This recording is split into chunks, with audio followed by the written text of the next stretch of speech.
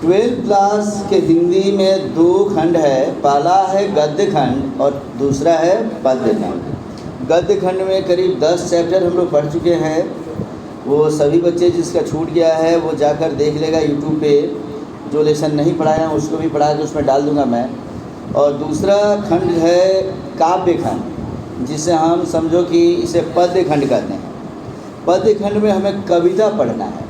तो उसी कविताओं में सबसे पहले पढ़ने जा रहे हैं हम लोग मलिक मोहम्मद जायसी की रचना कड़बक। कड़बक देखने से ऐसा लगता है कि कोई बुड़बक लिखा होगा इसको, लेकिन नाम ही है कड़बक। कहता है कि मलिक मोहम्मद जायसी द्वारा रचित शीर्षक कड़बक का भावार्थ लिखिए। काफ़ी इम्पोर्टेंट ये क्वेश्चन पूछता है। ऐतिहासिक रूप से भी महत्वपूर्ण है, साहित्यिक रूप से भी महत्वपूर्ण है। यह एक ऐसा चैप्टर जो दिल्ली सल्तनत काल के खिलजी वंश के शासक अलाउद्दीन खिलजी के बारे में बताता है और राजा रत्नसेन की पत्नी पद्मावती के बारे में बताता है। तो पद्मावती और रत्नसेन और अलाउद्दीन खिलजी के आसपास घूमता हुआ ये चैप्टर, जिसमें मलिक मोहम्मद जायसी की है ये रचना।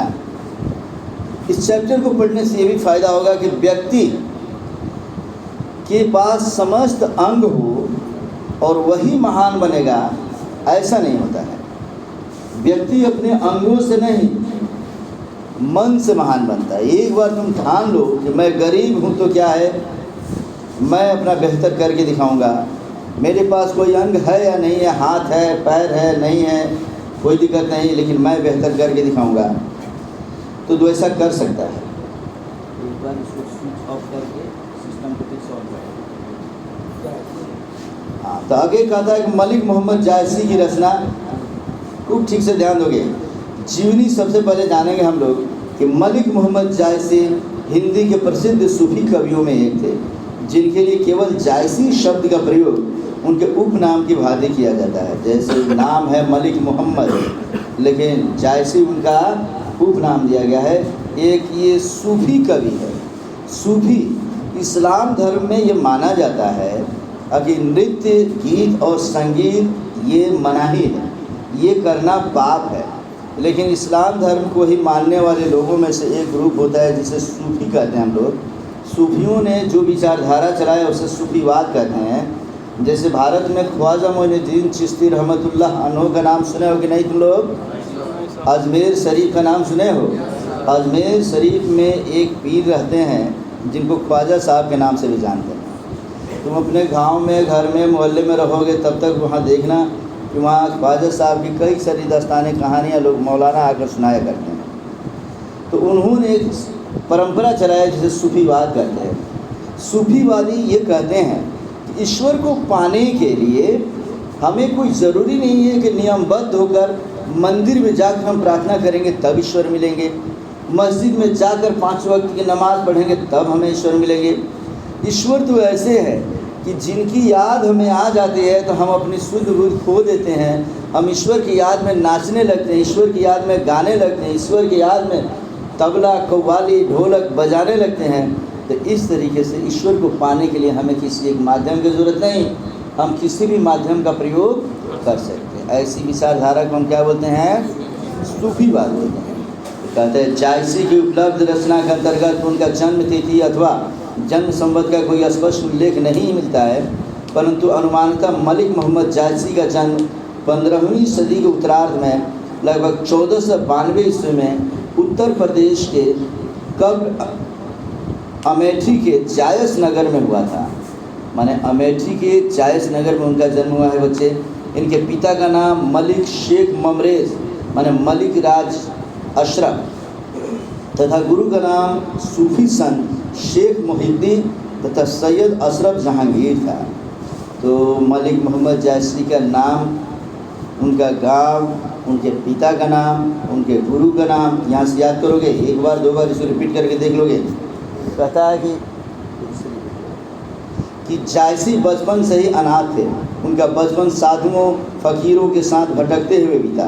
आरंभ में जायस में रहकर उन्होंने खेती की तथा शेष जीवन फकीरी में बिताया। चेचक के कारण वे रूपहीन थे तथा बाईं आँख और कान से वंचित थे। याद रखोगे। इसको पढ़ाने का मूल चीज़ यही है कि चेचक के कारण उनका चूँकि स्वास्थ्य ऐसा था कि एक बार उनको चेचक हुआ और चेचक के कारण उनका चेहरा का जो कलर था वो भी बदल गया और चेहरे के कलर के साथ साथ एक आँख भी उनका गायब हो गया और एक आँख के साथ एक कान भी उनका काम करना बंद कर दिया। और इस तरीके से ये बताता है कि व्यक्ति चेहरा से महान नहीं होता है। व्यक्ति समझ लो जिसका चेहरा बेदरंग हो गया हो चेचक के कारण, अरे बड़ी माता छोटी माता निकलती है ना जी तो देखना कैसे कैसे कभी कभी चेहरे एकदम बिल्कुल एकदम दाग दाग हो जाते हैं, एक आँख भी इनका ख़त्म हो जाता है और एक कान भी काम करना बंद करता है। फिर भी वही चीज़ कहते हैं कि जायसी मृदुभाषी एवं मनस्वी स्वभाव के संत थे। मैंने जब भी बोलते थे मीठा बोलते थे और मनस्वी स्वभाव का मतलब है मनुष्य की खिदमत करते थे, मनुष्य की सेवा में ये लगे रहते थे। मलिक मोहम्मद जायसी को प्रेम की पीर कवि के नाम से जाना जाता है। पूछता है 1 नंबर का क्वेश्चन कि प्रेम का पीर किसे कहा जाता है? मलिक मोहम्मद जायसी। अभी हम लोग जो लेसन पढ़ रहे हैं हिंदी साहित्य का बच्चे, इस कविता में पहले पढ़ेंगे हम लोग मलिक मोहम्मद जायसी का। इनका एक आँख नहीं है लेकिन इनकी रचनाएं ऐसी है जो पढ़ोगे तो मन आनंदित हो उठेगा। इस पर तो अभी हाल ही में पिक्चर भी बना था पद्मावत, याद है तुम लोग को? और इसके बाद जो लेखक पढ़ेंगे सूरदास, तो बेचारे दोनों आँख के अंधे रहेंगे। तो एक तो एक आँख के अंधे है और एक पढ़ेंगे दोनों आँख के अंधे, लेकिन फिर भी इन लोगों की महानता है जिसकी वजह से हम इन्हें पढ़ते हैं। तो जायसी ने अपने जीवन काल में अनेक कृतियों की रचना की थी जो निम्नलिखित है। कौन कौन सी रचना की थी? ऊपर से नीचे की तरफ लिखोगे तुम लोग। पद्मावत पहली रचना कौन सी है? दूसरा है अखरावत, तीसरा आखिरी कलाम, चित्ररेखा, कहरा नाम माने महरी बाईसी, मसला या मसला नाम खंडित प्रति प्राप्त है, ये कई हिस्से में टूटा हुआ है। अगला है चंपावत, होली नामा, इतरावत, ये सभी के सभी इनकी रचनाएं हैं बच्चे। जायसी ज्ञान मार्गी शाखा एवं अवधि भाषा के कवि है। उन्होंने रचना शैली की नवीन धारा को अपनाकर सुंदर कृति प्रस्तुत की जो आगे के लिए नमूना बन गया। काव्य क्षेत्र में उनका उद्देश्य जीवन की मार्मिक अनुभूतियों का चित्रण कर परमात्मा तक पहुंचने का मार्ग दिखाना है। काव्य क्षेत्र में उन्होंने जो भी लिखा है उन्होंने जीवन की वास्तविकता को बताकर और परमात्मा तक कैसे पहुंचा जाए इस मार्ग के बारे में भी उन्होंने बताया है। साहित्य में जो भी उन्होंने लिखा है सब प्रेम परक रचनाएँ लिखी है। मैंने समझो कि हर किसी लेखक का अपना अपना एक छवि होता है। कोई प्रेम रूपी चीज़ों को लिखता है, कोई वीरता की चीज़ों को लिखता है, कोई समाज की कुकृतियों को लिखता है, कोई साइंस एंड टेक्नोलॉजी पे बार बार लिखता है। ये जो लिखते हैं वो किसके बारे में लिख रहे हैं? प्रेम पर लिखेंगे बच्चे। तो कविता का भावार्थ क्या है इसे समझो। कहता है कि कड़बक शीर्षक कविता के कवि मलिक मोहम्मद जायसी ने अपनी स्मृति के रक्षार्थ जो इच्छा प्रकट की है उसका वर्णन अपनी कविताओं में किया है। यहाँ स्तुति पद्मावत के प्रारंभिक और अंतिम छंदों से लिया गया है। माने यहाँ पे जो भी है पद्मावत चूँकि कई हिस्से में है तो उसका पहला खंड और अंतिम खंड यहाँ ले लिया गया है, अंतिम छंद।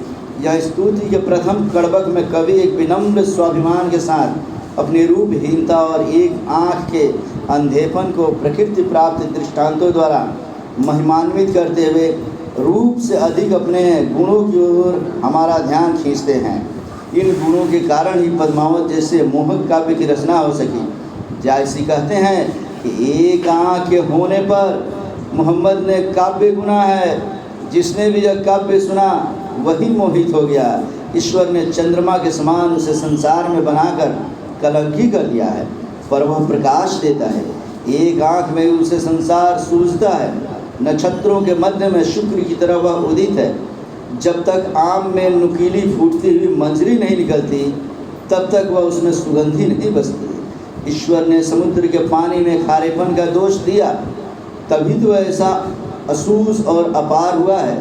सुमेरु पर्वत त्रिशूल से मारा गया तभी तो वह स्वर्णगिरी होकर आकाश तक पहुंच गया। जब तक धैर्य में मैल नहीं पड़ता है तब तक कच्ची धातु में कंचन माने सोना की चमक नहीं आती। कवि का एक नेत्र दर्पण के समान है और उसका भाव निर्मल है। वह स्वयं कुरूप है परंतु सब रूपवान उसके पांव पकड़कर बड़े चाव से उसका मुंह जो होते हैं। ये सभी हिंदी के ऐसी भाषाओं का इस्तेमाल करके कवि ने स्वयं के बारे में बताया गया है कि दुनिया वालों, जो तुम मुझे देखते हो कि मेरा रूप बिल्कुल नहीं बेरंग की तरह दिखाई दे रहा है, मेरी एक आंखें नहीं है, एक आंखों से मैं देख रहा हूँ, तो मुझे कोई बुड़बक व्यक्ति मत समझो।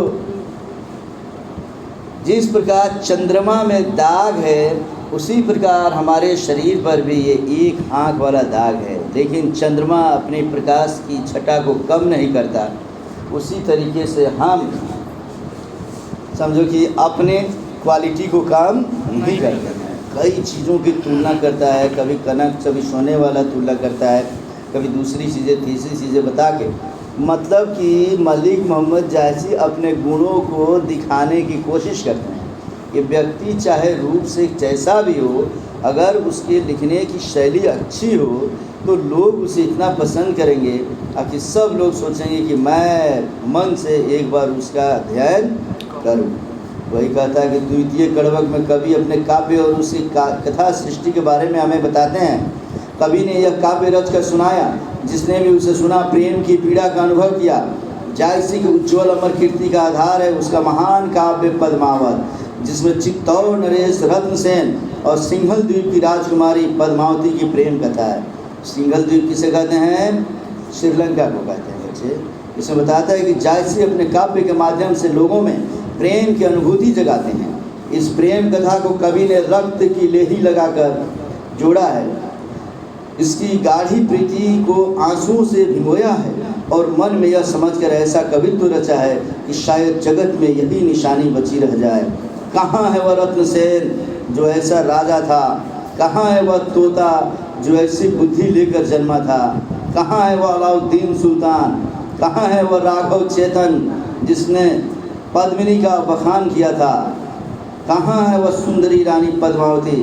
अब यहाँ कोई नहीं है, बल्कि यश के रूप में कहानी में रह गई है। फूल झड़कर नष्ट हो जाते हैं, उनकी खुशबू रह जाती है। वही मनुष्य धन्य है जो संसार में अपना यश छोड़ जाते हैं।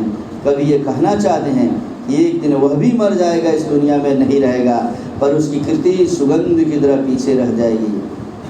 कहानी सुन लो बच्चे, और इसी कहानी के साथ साथ ये लेसन हमारा समाप्त होता है। इसमें पूरी कहानी मैं बताता हूँ। कड़बक नाम से लिखने वाला मलिक मोहम्मद जायसी अलाउद्दीन खिलजी के समय का माने ये एक साहित्यकार है, और वो बताता है कि जिस समय दिल्ली पर अलाउद्दीन खिलजी का शासन था, वह अपने ससुर जलालुद्दीन खिलजी को चाकू से घोंप कर हत्या कर देता है और वहाँ का शासक बन बैठता है। और उस समय घटना होती है मेवाड़ की, राजपूताना की बातें हैं, जहाँ के राजा रत्नसेन, इनकी अपनी पत्नी है, लेकिन एक बार जब ये जंगलों में जाते हैं तो सिंघल द्वीप की राजकुमारी वहाँ पे जब उनको मिलती है उस जगह पे जिसका नाम है पद्मावती, तो पद्मावती के रूप पर इतने फिदा हो जाते हैं कि वे उससे शादी करना चाहते हैं और पद्मावती से शादी कर उसको अपने यहाँ लेकर आते हैं। इसी बीच राजा रत्नसेन के दरबार की एक समझ लो कि गुप्त सूचना राघव चेतन नामक उनका एक सैनिक है, वो चुरा कर लेकर भाग जाता है। रत्न जैसे उसको पता चलता है रत्नसेन को, उसको पकड़कर उसको बढ़िया से कुटवाते हैं, सभी पिटवाते हैं और देश निकाला दे दिया जाता है। वहाँ से जब वो निकलता है तो पहुँच जाता है दिल्ली सल्तनत के पास, जिसका नाम है अलाउद्दीन खिलजी। अलाउद्दीन खिलजी के पास जाकर मेवाड़ की कई गुप्त सूचनाएं देता है और साथ ही साथ वहाँ जब रहने लगता है तो देखता है कि अलाउद्दीन खिलजी तो बड़ा प्रसन्न है, अपने आप को शहंशाह हिंदुस्तान कहता है। तब उस समय राघव चेतन अलाउद्दीन खिलजी के मन में पाप भरता है और कहता है कि महाराज, जो हिंदुस्तान सुल्तान हो उस व्यक्ति के पास में इस दुनिया की वो सुंदरी नहीं जो राजा रत्नसेन के पास है। अलाउद्दीन खिलजी जब सुनता है तो अलाउद्दीन खिलजी व्याकुल हो उठता है, बोलते कि राघव चेतन तुम होश में तो हो, हमारे पास सुंदरियों का अंबार है, तुम ऐसी बातें करते हो। बोलता है राघव चेतन, महाराज एक बार कभी पद्मावती को देख तो लीजिए, आपकी सांस अगर उठी की उठी रुकी न रह जाए तो फिर कहिएगा कि मैंने क्या कहा था। अलाउद्दीन खिलजी एक ऐसा शासक जो समझ लो बाजार नियंत्रण व्यवस्था के लिए कुशल शासक के रूप में जाना जाता है, लेकिन हर व्यक्ति की कुछ मेरिट और कुछ डिमेरिट होती है। यह सुनकर वो व्याकुल हो उठता है, खबर भिजवा देता है राजा रत्नसेन के पास कि राजा रत्नसेन, मैं तुम्हारी बीवी को देखना चाहता हूँ। अब अंदाज़ा लगाओ बच्चे, तुम चाहे कितने भी कमज़ोर क्यों ना हो, भले गरीब हो, लेकिन अगर कोई कहे तुम्हारी बीवी को हम देखेंगे, दिखाओगे क्या? और जिसके अंदर राजपुताना खून भरी हो वो भला दिखाने के लिए तैयार होता कभी? राजा रत्नसेन अपने म्यान से तलवार निकाल लेता है कि खबरदार अलाउद्दीन खिलजी का दूत, इसी बात अगर तुमने बोला तो मैं तुम्हारी जुबान काट लूँगा। आगे बढ़ने की कोशिश करते हैं, लेकिन वहाँ के मंत्री उनको समझाते हैं, महाराज आप क्या कर रहे हैं? अगर आपने अलाउद्दीन खिलजी के दूत को कुछ भी किया और अलाउद्दीन खिलजी को पता चला तो आपकी सेना जहाँ मुश्किल से 20 से 25 हज़ार है, उसकी सेना लाखों के ऊपर है। वो दरिंदा है, दरिंदा। अगर वो आ गया तो मेवाड़ के एक एक लोगों को नोच कर खा जाएगा। तो उसमें क्या दिक्कत है? उसने देखने के लिए बोला है तो दिखा दीजिए केवल, और नहीं अगर दिखाते हैं तो वो जिद्दी अलाउद्दीन जिस दिन मेवाड़ पे आएगा यहाँ की एक एक जनता को मार देगा, ख़त्म कर देगा, और सबके मौत के जिम्मेदार सिर्फ आप होंगे। ये सुनना है कि अपनी जनता की जान की रक्षा के लिए राजा रत्नसेन तैयार हो जाते हैं कि ठीक है, मैं अपनी पत्नी को दिखाऊंगा। पद्मावत से जब कहते हैं तो पद्मावती तो बेचैन हो जाती है, कहते हैं कि महाराज आप ये क्या कह रहे हैं?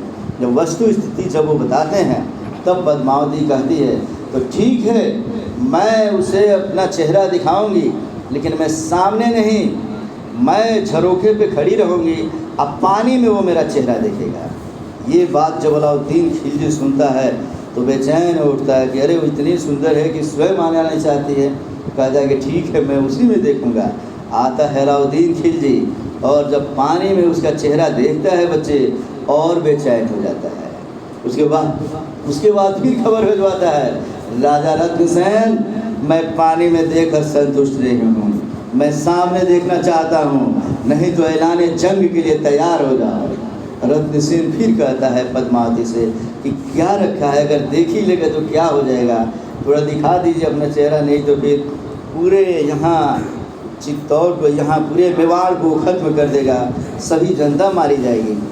पद्मावती फिर तैयार होती है बच्चे, और जब वो सामने देख लेता है तो देख कर जाता है तो उसकी रातों की नींद खराब हो जाती है बच्चे। अब वो सोचता है कि ऐसी सुंदरी तो हमारे आरामगाह में होना चाहिए। खबर भिजवाता है राजा रत्नसेन के पास, रत्नसेन, पद्मावती हमारे किला की सुंदरी बननी चाहिए। इतना सुनना था कि महाराजा रत्नसेन गुस्से में आ जाते हैं। मेवाड़ की एक एक जनता, एक एक बच्चे, एक एक बूढ़े व्यक्ति, जवान से लेके समझो बूढ़े तक, बच्चे से लेकर सयान तक, औरत से लेकर मर्द तक, लड़का से लेकर लड़कियों तक, सभी गुस्से में आ जाते हैं और कहते हैं हम लोग मर जाना पसंद करेंगे, लेकिन अपने महारानी को कभी हम अलाउद्दीन खिलजी के आगोश में भेजने की कोशिश नहीं करेंगे। महाराजा को हिम्मत मिल जाता है, रत्नसेन उसे खबर भिजवा देते कि अलाउद्दीन, तुमसे जंग के मैदान में मिलेंगे हम लोग। और जंग होता है। उस जंग में एक तरफ जहाँ मेवाड़ से अगर समझ लो कि इतने सैनिक 20-25 हज़ार सैनिक जाते हैं, वो अट्टहास करते हुए लाखों की सेना लेकर आता है। निष्कर्ष साफ था कि जब भी जीत होती तो किसकी होती? अलाउद्दीन खिलजी की। इसलिए पद्मावती अपने सभी जितनी भी लड़कियां हैं, वहाँ महिलाएं हैं, सबको खबर भिजवा देती है कि जितनी भी लड़कियां हैं सभी आ जाओ, हम लोग जो स्टेडियम है उस स्टेडियम में लकड़ियाँ इकट्ठा करो और जितना पेट्रोल हो या समझ लो कि केरोसिन तेल हो, व्यवस्था करके रखो। यदि हम लोग जीत जाते हैं, जंग के मैदान में फतह करते हैं हम लोग, तब तो कोई बात नहीं, और यदि हम हार जाते हैं तो हम कसम खाते हैं सभी कि जीते जी हम लोग अलाउद्दीन के हाथों में कभी नहीं आएंगे, क्योंकि अलाउद्दीन अगर आ जाता तो फिर समझ लो सबको नोच खसोट कर देता बच्चे। और इस तरीके से वही हुआ। जंग के मैदान में राजा रत्नसेन मारे जाते हैं और अलाउद्दीन अट्टहास करते हुए जब महल की ओर प्रवेश करता है तो स्टेडियम में आग लगा दिया गया है और पद्मावती अपने साथ जितनी महिलाएं हैं सभी एक साथ उस आग में कूदकर और अपनी जान दे देते हैं सभी। लेकिन अलाउद्दीन खिलजी के हाथों में कोई नहीं आता है। अलाउद्दीन वहाँ से तड़प कर चला जाता है, सिवाय पश्चाताप के उसको कुछ नहीं मिलती है। और पद्मावती एक राजपूती वीरांगना होने का एहसास दिलाते हुए अपने आप को स्वयं न्यौछावर कर देती है, उस आग के हवाले कर देती है। इसलिए कहते हैं हम लोग जौहर व्रत, क्या नाम देते हैं? तो वही राघव चेतन नामक एक ऐसा विभीषण जो घर का भेद जाकर अलाउद्दीन खिलजी को दे देता है। और अलाउद्दीन खिलजी के लाख चाहने के बावजूद भी पद्मावती उसके हाथों में नहीं आती है। ये रचना जब लिखता है मलिक मोहम्मद जायसी, तो तुम लोगों जैसे बच्चे सांस थाम कर ये कहानियाँ सुनते हैं बच्चे, और आज के डायरेक्टर तो इस पर पिक्चर ही बना दिए हैं। तो इस तरीके से ऐसी रचनाओं को लिखकर वो मलिक मोहम्मद जायसी बताने की कोशिश करता है, मत देखो मेरे रूप को जो कड़वक की तरह दिखाई देता है, बुड़बक की तरह दिखता है। आ रहा समझ में ना? मेरी उन रचनाओं को देखो जिसको मैं एक बार रच दूं तो जब तक तुम फाइनली पढ़ नहीं लेते हो तुम रुकने का नाम नहीं लेते हो। ये कहानी है बच्चे इसका, जिसमें कहता है कि जायसी ने अपनी एक आँख की तुलना दर्पण से की है। पूछेगा परीक्षा में, जायसी ने अपनी आँख की तुलना किससे किया है? दर्पण से, क्योंकि दर्पण स्वच्छ और निर्मल होता है। ठीक उसी प्रकार कवि की आँख है। कोई भी व्यक्ति अपनी छवि जिस प्रकार साफ एवं स्पष्ट रूप से दर्पण में देख पाता है, ठीक उसी प्रकार कवि की आँख भी स्वच्छता और पारदर्शिता का प्रतीक है।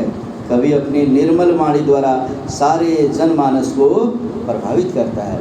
कभी कहने की कोशिश करता है मलिक मोहम्मद जायसी, हमारी आँखों को मत देखो, हमारे चेहरे को मत देखो, देखो हमारी उस कला को जिसको मैं लिख देता हूँ, तो तुम जब तक पढ़ते नहीं हो तब तक उसको छोड़ने का मन नहीं करता है बच्चे। रक्त की लेई से जायसी का अर्थ है, पूछेगा रक्त की लेई के अर्थ को स्पष्ट करें।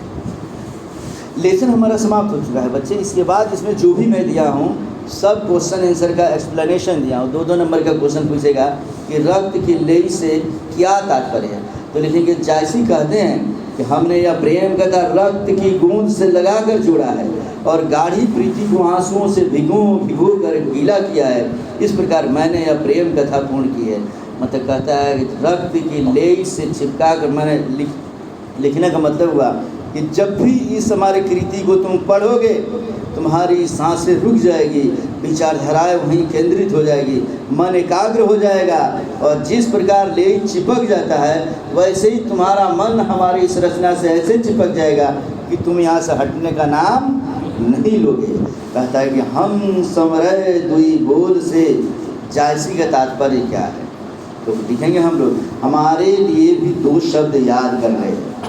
2 बोल कुरान शरीफ के 2 छोटे सूरे हैं। कब्रों के पत्थर पर प्रायः प्रार्थना लिखी रहती है कि जाने वाले पथिक उन 2 कलमों को बोल कर पढ़ दे। जैसे जो भी व्यक्ति कब्र से गुजरता है वह पढ़ता है अस्सलाम अलैकुम या अहलल कबूरा, माने या अहलल कबूरा, माने इस कब्र के अंदर रहने वाले सभी लोगों पर खुदा सलामती बरसा दे। आ रहा समझ में ना? वही कहते हैं कि इससे मृत व्यक्ति को पुण्य और उनकी आत्मा को शांति मिलती है। यह काव्य जायसी का स्मारक है। जिस स्मारक को पढ़े वो उसके कर्ता के लिए 2 बोल पढ़ दे। यह कवि की नम्र विनती है। जायसी ने स्वयं को सुगंध के रूप में याद रखे जाने की इच्छा व्यक्त की है। जायसी ने इस कविता के माध्यम से हमें स्मरण कराया है कि जान लो जब भी ये पढ़ोगे मलिक मोहम्मद जायसी की रचना कड़वक, तुम्हें निश्चित रूप से मेरी याद आएगी, क्योंकि जैसे ही रूप की बातें होगी तो तुम्हें पद्मावती याद आएगी। अगर वीरता की बातें आएगी तो मेवाड़ जो छोटे बच्चे सभी बच्चों के साथ और वहाँ की पद्मावती याद आएगी। जौहर व्रत की बातें सुनते हो तो तुम्हें पद्मावती याद आएगी। और अलाउद्दीन खिलजी से लेकर राघव चेतन तक सभी तुम्हारे मानस पटल पर ऐसे छा जाएंगे जिससे कहानी समझो कि रक्त बूंद से चिपक के तुम्हारे दिमाग में बैठ गई है। क्या मरते दम तक पद्मावती कहानी को भूल सकते हो बच्चे? नहीं भूल सकते हो। यही चीज़ें इसमें बता दिया गया है। तो घर पे जाकर इसको देखो। अंतिम पैराग्राफ में बताता हूँ कि कांच से तात्पर्य है एक भरिये में कोयला नहीं डाला जाता। 6 पूछेगा परीक्षा में कि कड़बक पाठ में कांच से क्या तात्पर्य है, तुम लोग वहीं रुको। कहता है कि जिस प्रकार घड़िये में कोयला नहीं डाला जाता तब तक कच्चे सोने में कंचन में चमक नहीं आती। मैंने देख लो, सोना को कभी साफ करवाने गई हो कि नहीं बच्ची हो? जाना देखना, एक आता है दुकानदार तुम्हारे दरवाजे पे, कहेगा लाओ सोना लाओ चांदी लाओ साफ़ कर दूँ, और लेकर साफ़ करता है और ऊपर का परत साफ़ करके अपने पास रख लेता है, अंदर का परत तुम्हें दे देता, लगता है कि अरे ये तो बड़ा साफ़ हो गया। इसीलिए कहते हैं कंचन का तात्पर्य है कि सुमेरु पर्वत के स्वर्णमय होने से, जिसको शिव के त्रिशूल ने स्पर्श किया, जो स्वर्णगिरी होकर आकाश तक पहुँच गया। माने सुमेरु एक पर्वत है जिसकी कहानी तुम पढ़ोगे बच्चे कि शिव जी ने जब उसे त्रिशूल से स्पर्श किया था तो स्वर्णगिरी मैंने सोने के रूप में बदल कर और काफ़ी ऊंचाई तक वो पहुँच गया। लेसन समाप्त है बच्चे। तुम बस याद रखना कि अलाउद्दीन खिलजी, याद रखोगे, कहाँ का सुल्तान था? दिल्ली का। राघव चेतन कौन था? महाराजा रत्न सेन का एक सैनिक ही था, जो समझ लो घुसपैठिए का काम किया, धोखा दिया और जाकर अलाउद्दीन खिलजी के मन में पद्मावती के प्रति प्रेम को जागृत कर दिया। आ रहा समझ में ना? तो क्या ये कहानी अगर आ जाए तो लिख सकते हैं तुम लोग? कड़बक का मतलब बुड़बक नहीं ना समझेगा रे सर? नहीं सर। किसी का चेहरा मोहरा देख कर नहीं ना बताएगा ये अच्छा है कि बुरा। तो लेसन समाप्त हो गया बच्चे। कड़बक